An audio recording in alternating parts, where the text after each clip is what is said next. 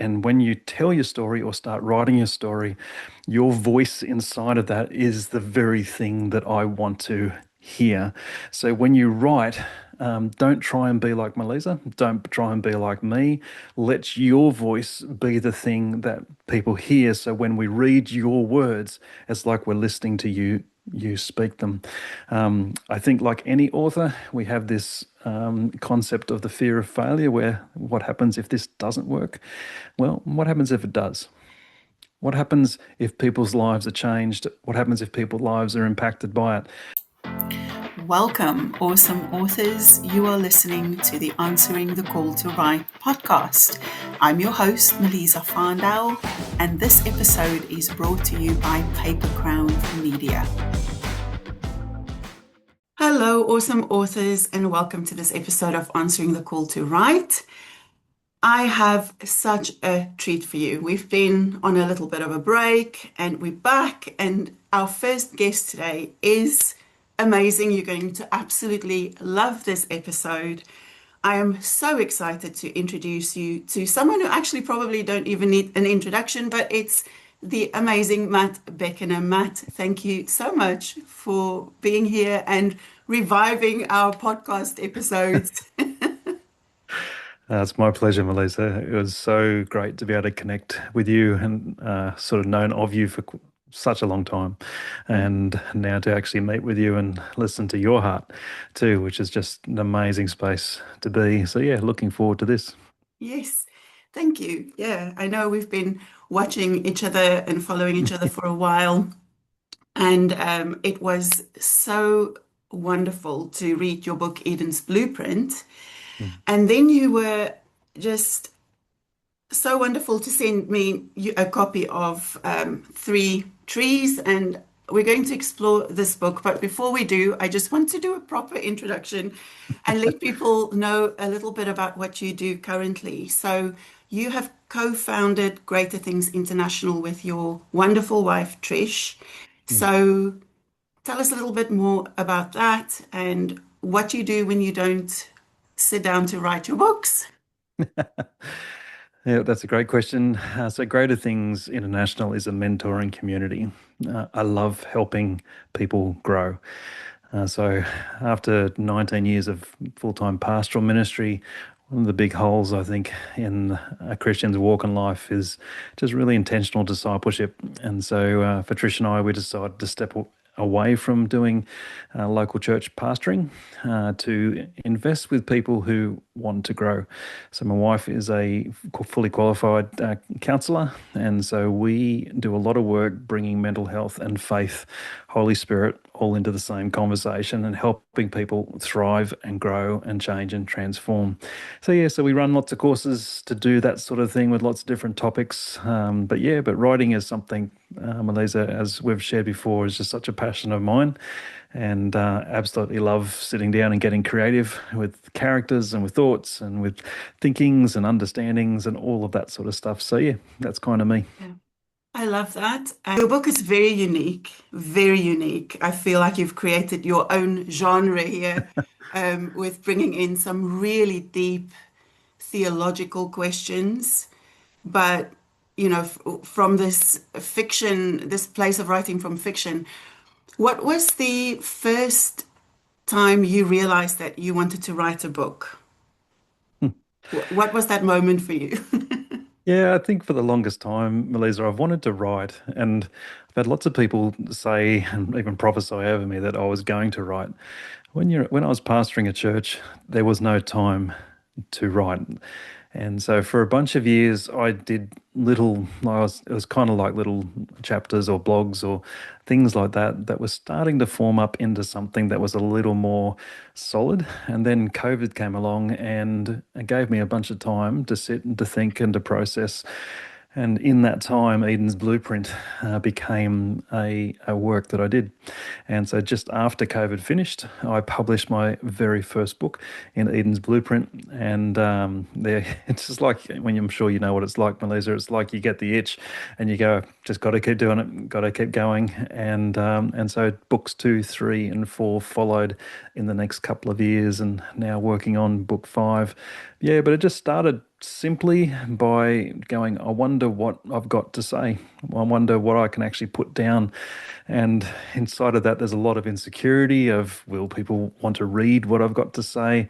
Is anyone going to buy a book that I actually put to publish? And all of those sorts of things. But inside of it all, I just really felt like God wanted me to put down into print the things that I believed, the way that I engage with Him. And so much has flowed from that choice and decision. I think I've grown more in my faith as being a writer in the last few years than I have in all the 50 years that preceded it. Yeah. Yeah, that's awesome. I love how COVID actually produced a lot of creativity. I started writing during that same time as well and published my first book in November 2020. And yeah, it's amazing what you can do with just a little bit of time and focus. But I also connected with a lot of writers during that time, and it's amazing to me that God just use that opportunity to bring these beautiful messages out of people. And I've read your book, Eden's Blueprint. I'll just Mm, show this one as well. And absolutely loved the different concepts you brought out of that creation story, mm, and your passion for really for people to connect with their designer and mm, understand their identity and design. I think it was the missing piece puzzle in my own relationship with God for mm, so many years. So I loved how you kind of explored that whole creation origin story. And then you write Three Trees, a fiction book, and exploring these same concepts, but in story. And I was just so drawn into that story. I never really thought that I would identify with Cain so much. Some of the concepts that I'd like to just talk to you a little bit about is this image that you draw between the two trees, mm. the tree of knowledge of good and evil, and then the tree of life. So tell us a little bit about that concept Mm. and why that's really important for us to understand which tree we are sitting under. Yeah. Yeah, this has been a part of my heart for a long time, Malaysia. And I know when you read the creation story, often the story really kicks into gear when Eve picks a fruit from the tree of knowledge of good and evil, and then Adam says, "Yep, give me part of that, and let's just eat that thing together." And we call that the original sin or the fall. But I was so convicted that before the original sin or the original fall, there was the original relationship, and that for me was one of those pieces in even in my own Christian walk that we seem to pass quickly over to get to the problem. So let's fix the problem, and we all get and understand Jesus was the solution for a great problem. But I really got stuck in Genesis 1 where it says that we were created in his image. Yeah. And that one phrase continues to be a vessel of revelation for me that we were created in his image. And then into the garden, he places these two unique trees. And he tells us we can eat from anything we want, including the tree of life, but we cannot eat from that one tree. And that has intrigued humanity ever since that has been recorded. And if you sit down with any group of Christians or any group of believers or of people of Jewish faith, they will talk about what they think or what they believe those trees were there to do. But for me, it became just the idea and the thought around what these two trees represent. One is the knowledge of good and evil, and the other is life. Very quickly, in the way that I unpack that, the idea of Jesus being the tree of life. I thought that was the no-brainer, Melissa. You know, where Jesus says to Martha, I am the resurrection and the life. Anyone who believes in me will have everlasting life. Well, that's actually recorded right back when God says to the angels that if anyone eats from that tree, they will have eternal life. So I figured that the tree of life is the one I needed to be sitting under, and the tree of knowledge of good and evil was the one I needed to understand a little more about.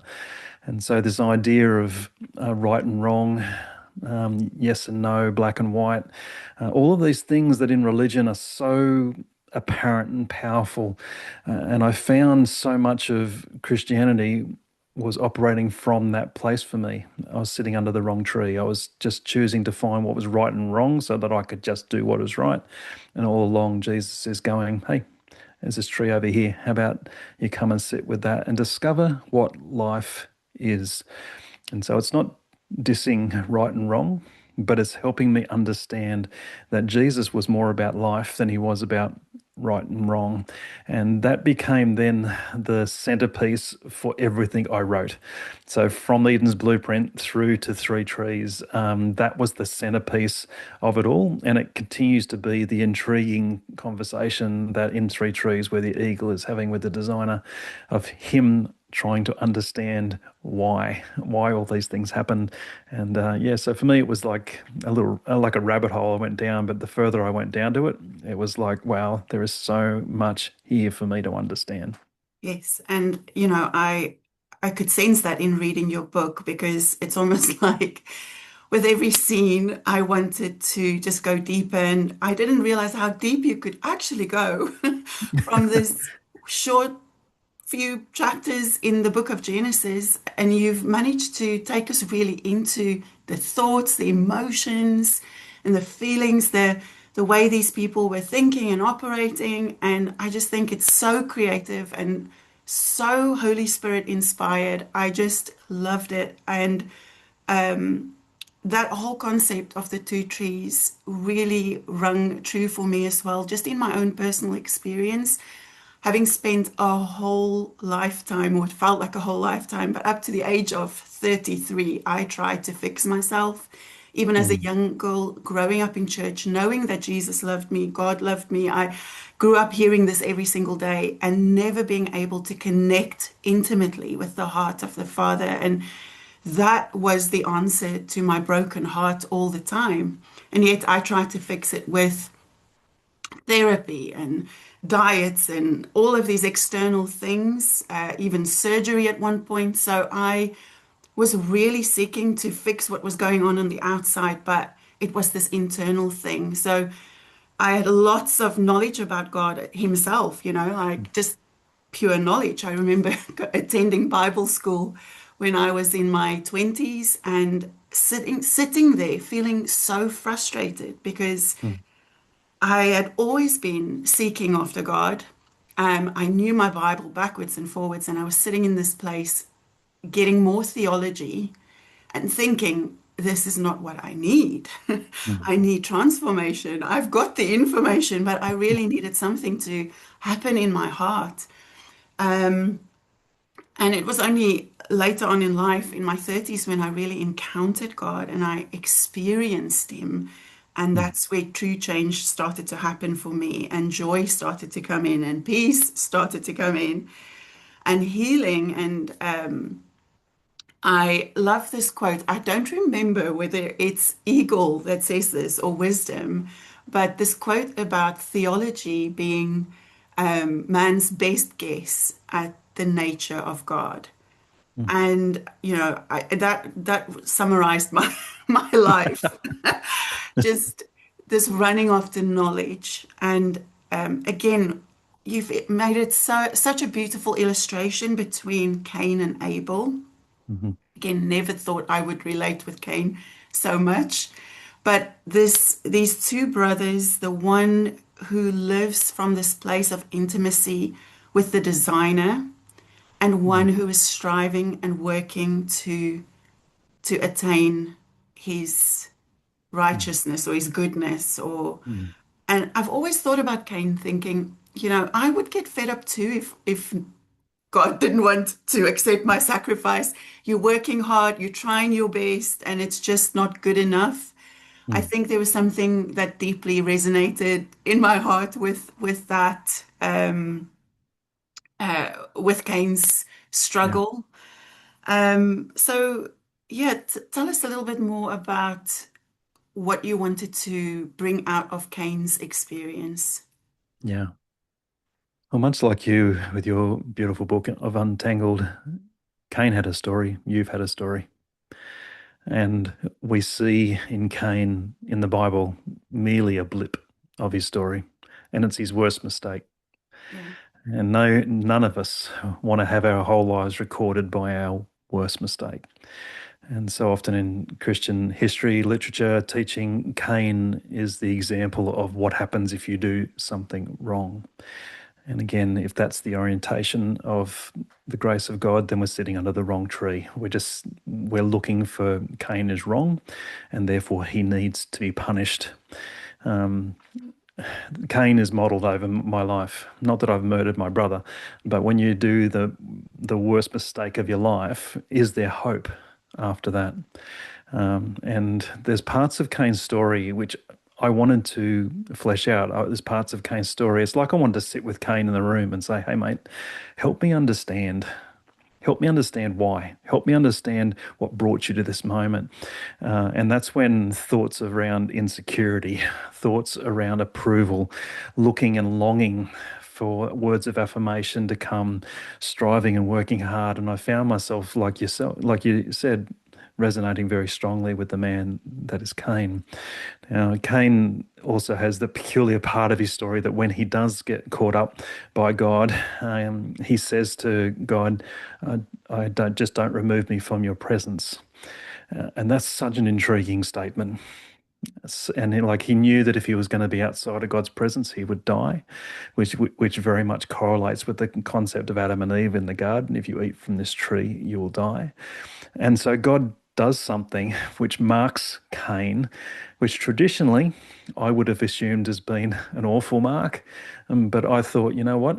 My life is marked by grace, and grace from the people around me, grace from my wife, grace from my friends and family. So why couldn't that be a mark that Cain received from the designer? And so it set me off on just this curious story and tale of a guy who did that great mistake and didn't know what to do. And so he did what Adam and Eve did. He ran, he hid, he tried to find another solution for the problem that he put himself into, only to find that there was no solution.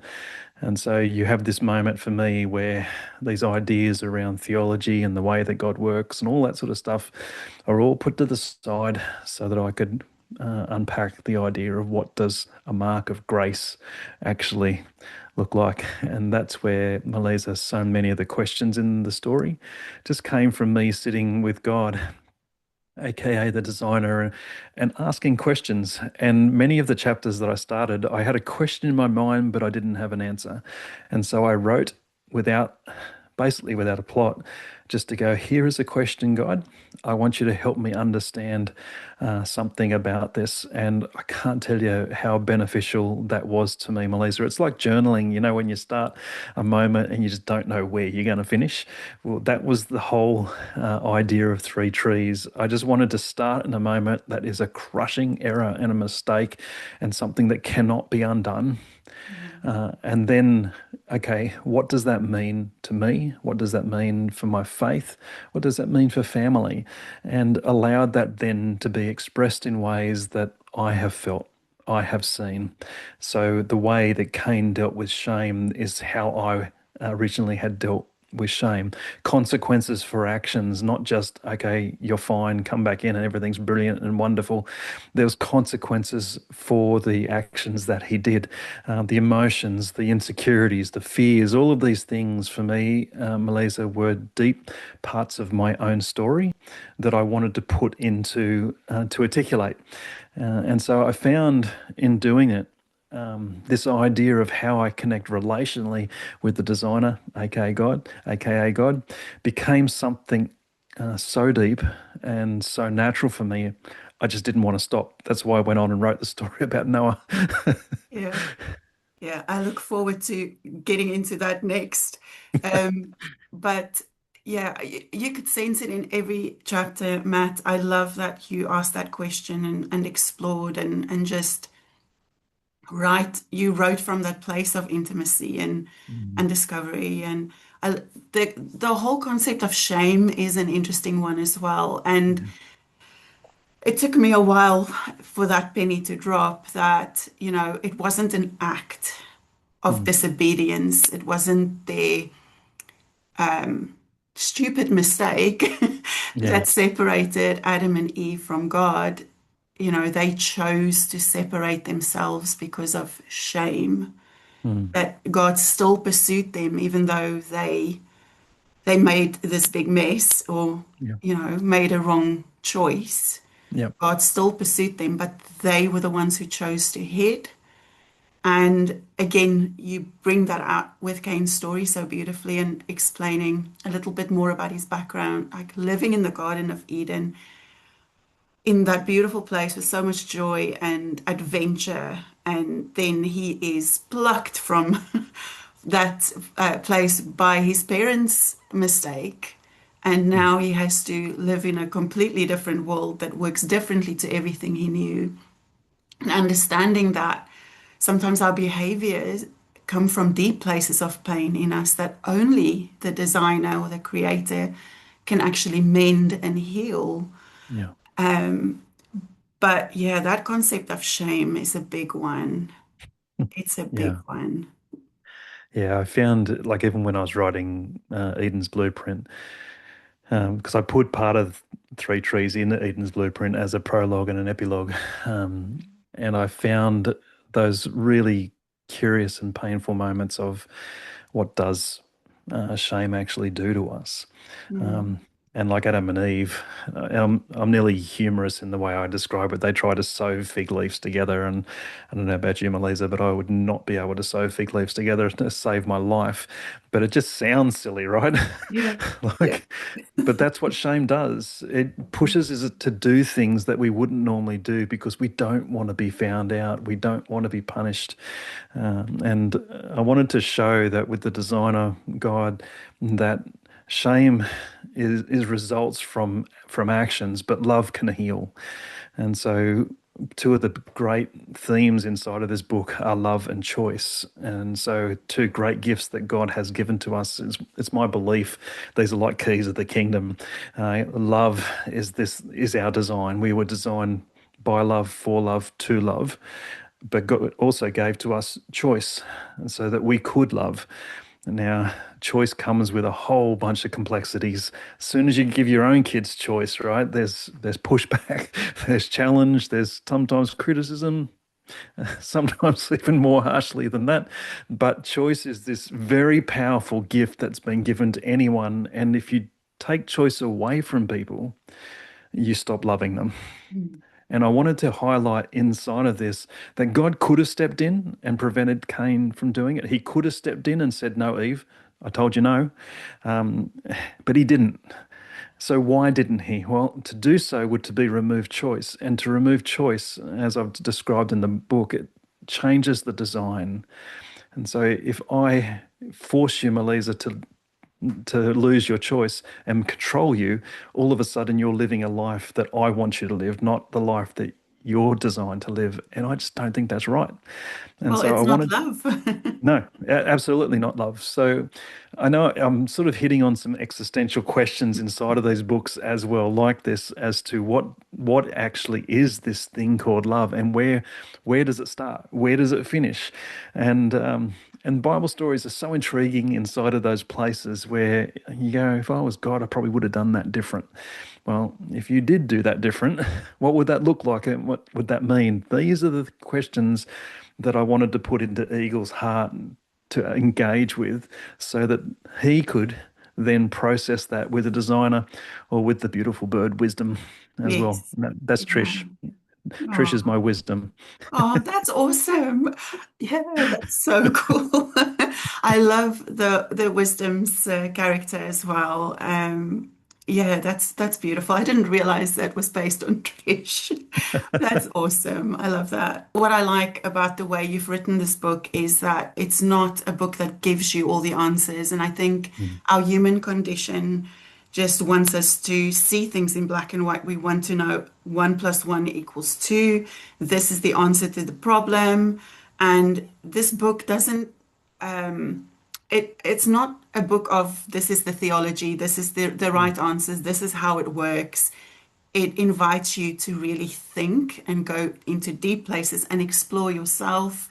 There were areas of this book that brought things up in me that I thought, oh my goodness, that's really hitting a nerve here. And so you've done such a beautiful job in just really bringing people into that story and experiencing it from Adam and Eve's perspective and from Cain and Abel's perspective. And I love the character of Eagle and getting a bird's eye view and really going through his observations, which I know you talk about Eagle being you and Mm. exploring the Yeah, the stories. That's really cool. And then one other thing I just wanted to draw out of the book is the talking snakes, yeah, because that's something I also it really resonated with me because I think this is something that we all deal with mm, on a day-to-day basis, in our moments of weakness. It was one of the things that I was not aware of, and that really stole a lot of my relationship with God. mm, Growing up, it's not recognizing the voice of the enemy or that, the voices in our head that tells us mm, stories about who we are and allowing shame to define us when we've messed mm. up. Yeah. Yeah, so tell us a little bit more about the talking snakes. Yeah, well, the talking snake, obviously the one that spoke to Eve. My idea around what the enemy, what Satan, what the devil wants to do is to undo our identity, to steal from us who we are. And so often when people say to me, I'm under attack from the devil, I say, okay, well, help me understand that. And when I see language and conversation around the identity, okay, let's just start thinking around that because that sounds like a snake's talking to you and convincing you you are not who God has said that you are. It's like in the New Testament when Satan turns up with Jesus out there in the wilderness and he asks him the question, if you are the Son of God, which, like, imagine asking Jesus, saying that to Jesus, if you are the Son of God. Well, again, from Old Testament, New Testament, you see something very similar in that the words of the snake to Eve was to undo who she was. If you eat from that tree, you will become like God. Well, here is a woman who was created in the very image of God, and Adam created in the very image of God. And so they were like God. And here's the devil going, well, if you eat that fruit, then you will become Yeah. like God. And so they listened to a lie and they ate it. It's like it became a part of them, that lie. And that lie then caused them to do things that allowed shame to reign in their life. And so you see throughout biblical stories where these great people of God, like David himself, sees Bathsheba bathing, and all of a sudden things are set in motion which are stealing his identity away from him. And in that space, it's like the talking snake. So when people are talking with me about their own life and their journey, and I use this metaphor as what's the talking snake in your life? What's trying to convince you you are not who God says you are?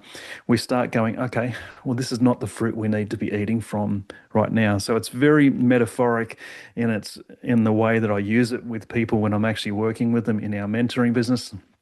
But it's actually a very helpful image for people to go, oh, yeah.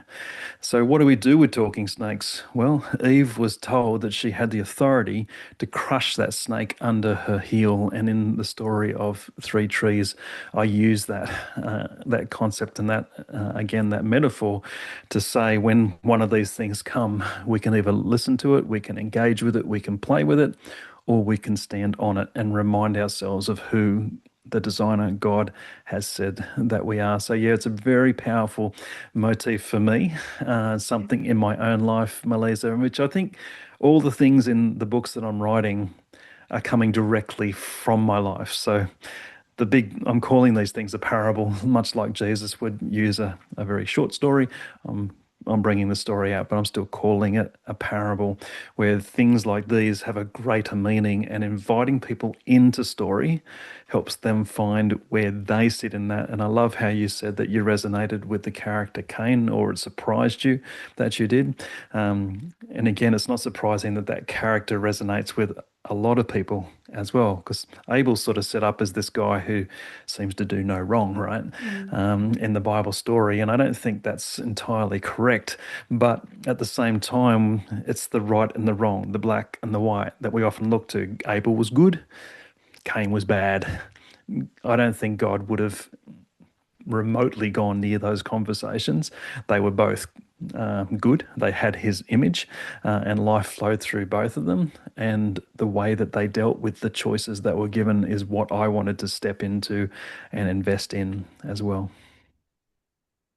Powerful stuff. And I can talk to you for hours, and I probably will, if I had the choice. But what advice would you give to someone who, um, since this is called answering the call to write, so if they feel that sense of calling to share their story and to explore their own creativity, what advice would you give to our listeners? Yeah. Well, one of the main things is it's your story. Nobody can tell it like you can, and nobody should tell it like you can. And so the idea of writing or sharing a story inside of that is to allow other people to come and sit in that place with you. Authenticity and vulnerability are two very powerful markers of creativity. And what I desired to do was invite the reader into my own level of authenticity and creativity. I did that in the non-fiction concept in Eden's Blueprint, and then I did it again in the fiction of Three Trees and Three Floods that followed it as well. But it's again, it's valuing your own story, knowing that you've gone through things that nobody else has, and you've made choices around those things. Some of those choices are brilliant, and you want to high five yourself as you've come through it. And some of those you go, gee, I really wished I could have done that again. These are the stories that help people like Melisa and myself change, transform, see, understand the way that life works. I think, I don't know about you, Melisa, but I've sort of gone beyond people just giving me their greatest hits all the time and go, here's the greatest hits of my life. Do this and you'll have a brilliant life. I want to hear, like what David says, there are dark valleys and there are green meadows. I want to know what those things are. And when you tell your story or start writing your story, your voice inside of that is the very thing that I want to hear. So when you write, don't try and be like Melissa. Don't try and be like me. Let your voice be the thing that people hear. So when we read your words, it's like we're listening to you speak them. I think, like any author, we have this concept of the fear of failure, where what happens if this doesn't work? Well, what happens if it does? What happens if people's lives are changed? What happens if people's lives are impacted by it? Like reading your book, Melissa, your authenticity is astounding. The way that you are so willing to let us into a story where there has been such great hurt, such great challenge, and then such beauty and wonder. You've allowed us to hear the voice that is Melissa. And doing so, you're drawing us deeper in that place of understanding you. You're letting me hear your voice. So for anyone listening, you have a unique voice. No one sounds like you. No one can tell your story like you. So please do. Awesome. It's made me feel quite emotional. That's wonderful. And I love your heart for listening and hearing people as well. Matt, you are such an amazing human. So thank you so much for sharing your journey, your writing journey, your beautiful book. And where can we get it? Where can we go to get a copy of Three Trees or Eden's Blueprint and all the other books? Well, they are all up on Amazon. You can go to my website at greaterthingsinternational.com and you can get them from me. But everything is on Amazon, or you'll find it in things like Barnes and Noble and places like that. So anywhere you want to look, you'll probably find it on one of those online outlets. But Amazon is probably the easiest way to do it because it's usually next day delivery. I don't know. Is that how it works over there, Malaysia, as well? Yes, if you have Amazon Prime. I was surprised at how quickly my book was delivered to you in Australia, because it usually takes a couple of weeks over here in the UK to get an author copy. So, yeah, that was amazing. Um, thank you, Matt, for sharing. And it's been an absolute blessing to connect with you and to hear your story and to get a glimpse of all the wisdom you carry from your life experience and going deeper with your designer, living out your identity in design. Mm. Thank you for allowing us to be part of that and to explore that. And for anyone listening, you've heard Matt so beautifully explain what to do if you have that unction to write and share your voice. It needs to be heard. So get Mm. in touch with us at Paper Crown Media. We would love to help you write, publish, and promote that message that God has been developing inside you. So thank you so much, everyone, and have a great day.